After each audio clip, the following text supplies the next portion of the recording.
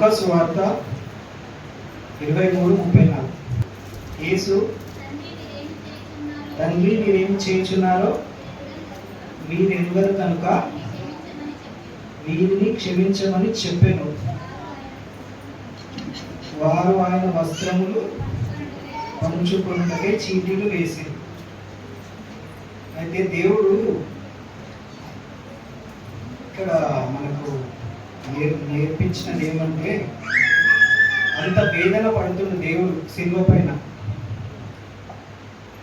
అంత వేదన పడుతుంటే వాళ్ళు అపహసించుకుంటా నవ్వుకుంటా ఆయన వస్త్రాలు చించి కొట్టి ఆయన రక్తం కార్చి ఎంత వేదన పడుతున్న శిలువ పైన వాళ్ళు కింద నవ్వుకుంటూ బట్టలు చించుకుంటూ ఇంత వేదనలు ఉన్నప్పుడు కూడా ఆయన చూసి వాళ్ళని, తండ్రి మీరేమి చేయుచున్నారో మీరు ఎరుగరు కాబట్టి వీరిని క్షమించండి.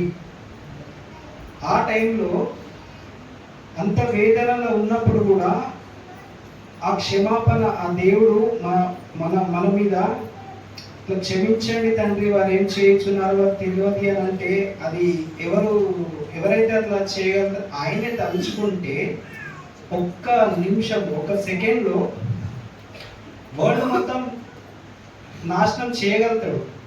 కానీ మన కోసం, మన పాప క్షమాపణలు తొలగిపోవాలి అనేసి మన కోసము తండ్రి మన కోసం కుమారుని పంపి అన్ని మాటలు అనేలా చేసుకొని ముఖం పైన ఒంగు వేసినా కానీ ఏమనకుండా, రాళ్ళతో కొట్టినా ఏమనకుండా, గాయాలు చేసి కొరడాలతో కొట్టినా కానీ ఏమనకుండా, తండ్రి మీరేం చేస్తున్నారు మీరు ఎరుగరు అని అంటే అది ఎంత దుఃఖం అయిన మాట.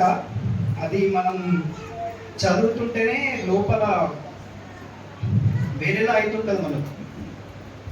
కానీ ఆయన అలా కాదు. మనం కూడా ఆయన వల్లే ఎవరైనా మనల్ని బాధ పెడుతున్నారంటే, అంటే శత్రువులు ఉన్నారంటే మనకు వాళ్ళని క్షమించే రకంగా మనం ఉండాలి. ఫర్ ఎగ్జాంపుల్ మొన్న మన పాస్టర్ అంకుల్ గారు చెప్పారు, ప్రవీణ్ ప్రగడాల ఆ టైంలో వాళ్ళకి ఎంతో ఇన్ఫ్లుయెన్స్ ఉంది. కానీ వాళ్ళ వైఫ్, వాళ్ళ మిస్సెస్ ఏమన్నారు, నా భర్తని చంపిన వారిని నేను ప్రతి ఒక్కరిని క్షమిస్తున్నాను అంటే, ఆమె ఆ మాట మాట్లాడిందంటే ఆమెలో దేవుడు ఉన్నాడు కాబట్టి ఆ మాట ఆమె నోటి నుంచి వచ్చింది. ఇప్పుడు నన్నే తీసుకోండి, నేను ఎంత కోపం ఉంటానో మా ఇంట్లో వాళ్ళకి తెలుసు. చిన్న ఏదన్నా అయినా కానీ నేను తట్టుకోలేను. నా తల్లిని ఎవరైనా ఏమన్నా అంటే నేను అస్సలు తట్టుకోలేను. కానీ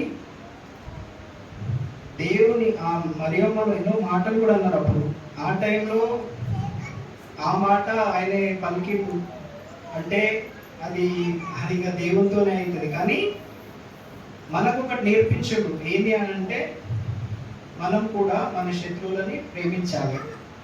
మనల్ని బాధ పెడుతుందంటే వాళ్ళ కోసం మనం ప్రార్థన చేయాలి తప్ప వీళ్ళు నాశనం అయిపోవాలి వాళ్ళు నాశనం పోవాలి అని అంటే అది మనకే నాశనకరం అవుతుంది. తిరిగి మన కుటుంబమే ఇదైపోతుంది. ఒక్కసారి గ్రహించుకొని ఎవరైనా మనల్ని బాధ పెడుతున్నారు అనుకో, ఇప్పుడు ఫర్ ఎగ్జాంపుల్ నన్నే అనుకోండి, సంఘంలో ఎవరైనా ఫ్యామిలీస్లో ఉంటాయి గొడవలు కొట్లాటలు ప్రతి ఒక్కరి దగ్గర ఉంటాయి. మత్తయి సువార్త 5:44 కూడా చూడండి. నేను మీతో చెప్పున్నది ఏమనగా, మీరు లోకమునందు మీరు మీ తండ్రికి కుమారులై ఉండినట్లు మీ శత్రువులని ప్రేమించుడి. వినరా, మిమ్మల్ని హింసించు వారి కొరకు ప్రార్థన చేయండి. బైబులే చెప్తుంది కదా, ఇంకా దీనికన్నా పెద్ద ఏం వర్డ్ లేదని ఉందా? మనకేం లేదు కదా. ఒకసారి ఆలోచించుకోండి,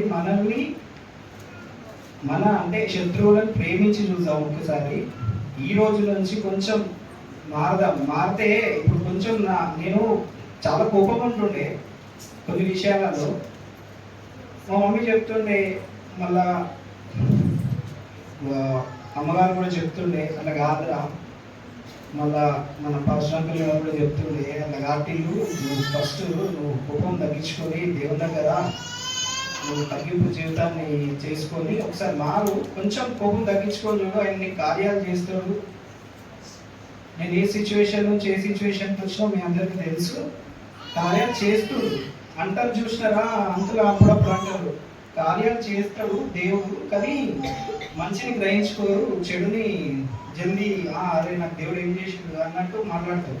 కానీ అదే విధంగా ఓపికతోని కూర్చొని ఫస్ట్ నా లైఫ్ ఎట్లుండే, నేను రెగ్యులర్గా చర్చ్కి వచ్చినాక ప్రార్థన చేసుకుంటున్నా, నా సంఘం నా కోసం ప్రార్థన చేస్తుంది అనేసి ఆలోచించుకొని లాస్ట్ లైఫ్ ఎట్లుండే మొన్న, తర్వాత కొత్త జీవితం దేవుళ్ళకి వచ్చినాక ఎట్లుండే అని ఒకసారి గ్రహించుకుంటే మనకే అర్థమవుతుంది. ఒకసారి గ్రహించుకోండి.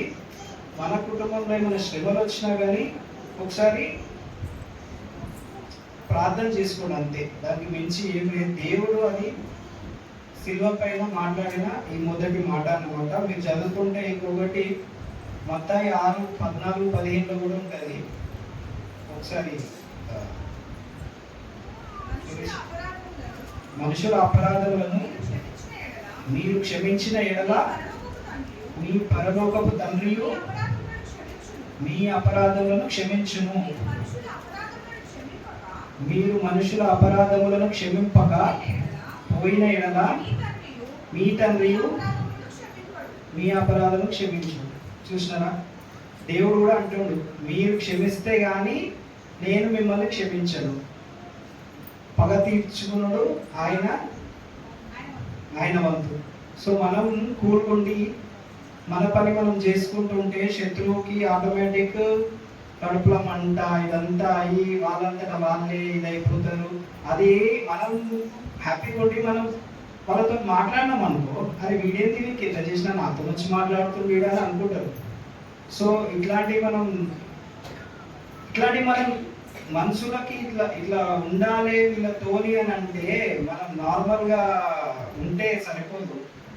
ప్రేయర్ అనేది ఉండి వాక్యం అనేది చదువుకుంటే, కొంచెం బైబుల్ అనేది చదువుకుంటే, కొంచెం అని ఎందుకు అంటున్నా అంటే మీరు అందరు పనులలో పోతారు నాకు తెలుసు, కొంచెం ఒక అధ్యాయం అన్నట్టు చదువుకుంటే దేవుడు ఆటోమేటిక్ అదే అధ్యాయాన్ని మనకి ఇస్తాడు. ఈరోజు ఇది అయింది తండ్రి, నా బ్రతికింది, నా రోజు ఇట్లా గడుస్తుంది అంటే ఆటోమేటిక్ మీకు ఆ వాక్యంలో బైబుల్లో అదే వస్తుంది. నువ్వు ఇట్లా ఉండు బిడ్డ, ఇట్లా చేయకు అని ఏదో ఒక వచనం ద్వారా మనతో మాట్లాడుతాడు దేవుడు. అది నా లైఫ్లో అయింది కాబట్టి నేను చెప్తున్నా, నేను అనుకుంటా నేర్చుకొని చెప్తలేదు. సో శిలువపై అంత వేదన పడుతున్నా కానీ దేవుడు ఆ మాట మాట్లాడినంటే అది ఆయనతోనే సాధ్యము, ఎవరితో కాదు. ఆయన దయ ఎట్లాంటిదంటే అంతు లేనిది ఆయన దయ. అంత వేదన పడుతున్నా కానీ క్షమించే మనస్తత్వం నా దేవునికే ఉండదు. మనకు ఉండాలి అంటే ఆయనని మనల్ని ఉంచుకోవాలి, కంప్లీట్గా ఆయన చేతులకు అప్పగించుకొని మన శత్రువులను క్షమించిన రోజు మనం హెచ్చించబడతాం.